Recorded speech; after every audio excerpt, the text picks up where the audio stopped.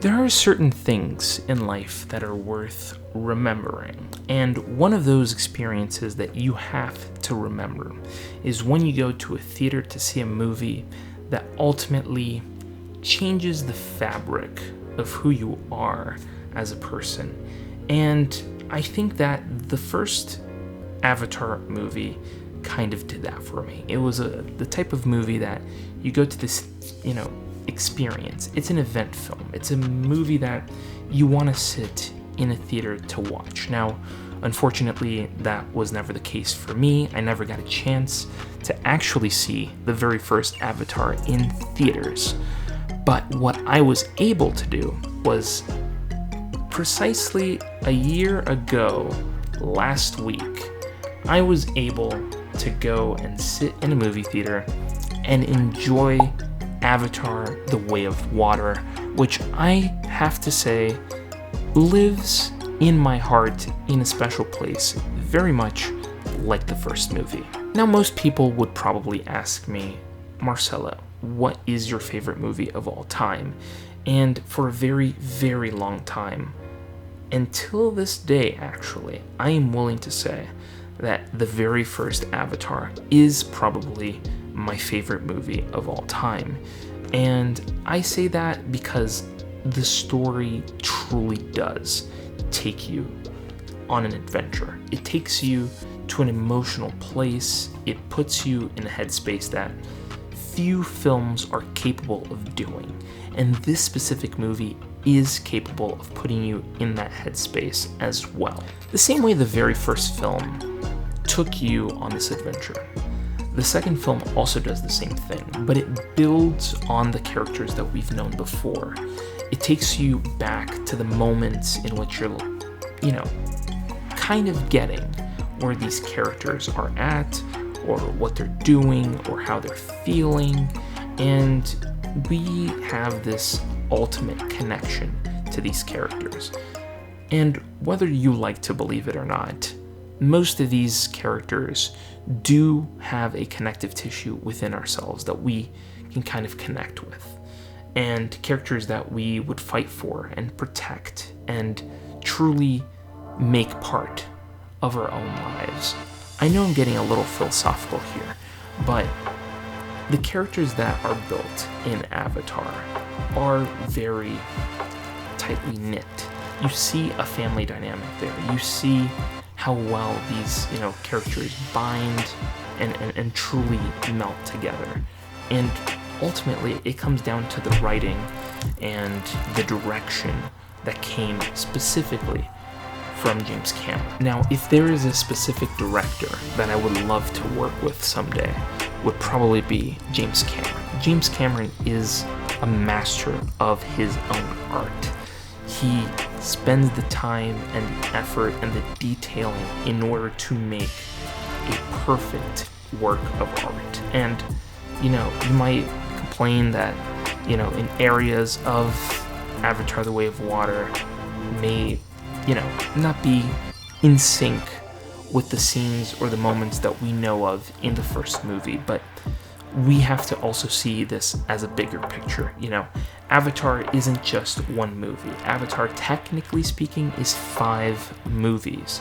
Now, also, James Cameron has come out and said that the second movie is already complete and they're ready to release it, I believe, either at the end of this year or next year. I'm not very sure at this moment, but they are willing to release it at some point, either at the end of this year or next year. But Avatar is a 5-movie sort of saga that we only know 2 parts of. So it is kind of wild to think that, that movie that came out in 2009 now is like expanding out into these much bigger, much broader movies that are visually amazing and really bring a sense of wonder and spectacle, which really excites me in many ways, specifically for filmmaking, but it also pushes the boundaries of storytelling that few people are even capable of doing. But I know for a fact James Cameron is that one dude that can pull it off. Now, something that would really excite me is to see, the top 5 greatest movies of all time and look at that chart and think, okay, James Cameron has taken over the top 5 greatest movies of all time. And that would be very interesting because right now, he already has 3 of the spots of the top 5 of all time. And I'll put it up on the screen right now. The chart that you see right here is the top 5 highest grossing films of all time. And yeah, he has 3 of the 5 that are up there, and it really boggles my mind that a director is capable of making something that so many people connect with and love. And that is what fascinates me so much about James Cameron and what he is willing to put on the table. And, thinking back that a year ago, I was in a theater watching this movie and thinking to myself, this is impressive. This is something that will push boundaries, and it is absolutely the type of movie that anybody can sit down and see and truly enjoy and envelop themselves in, because there's no way that you're not going to root for Jake Sully. There's no way you're not going to root for him to kick ass in some sort of way, to protect his family, to protect, his son who perishes. And it's so raw. It's a raw film. It's a film that will keep you wanting to go back and rewatch at a certain point. Now, I have not been able to sit down yet and rewatch the movie all over again, because those movies I kind of hold near and dear to my heart, the first and the second movie. So it is one of those movies that you just have to stop and think, okay, you know what, now I'm going to go back into that headspace and really enjoy this movie, because it is a full-blown meal. These movies are full-blown meals. They're long, but they're long movies that actually fulfill you and tell a story that keeps you intrigued enough to actually want to go back and see whatever the next story is going to tell.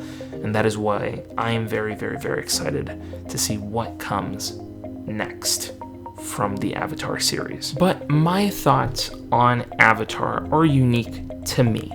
So I want to hear from you guys. I want to know exactly what you guys think of this. Do you guys like, going and watching Avatar in theaters? Do you enjoy anything that James Cameron pulls out of his, bag of antiquities? Let me know in the comments below. I want to have discussions with you about these things. And while you're down there, hit the subscribe button and hit the bell to be notified when new videos go live on this channel. And thank you so much for watching this video. And I'll see you in the next video.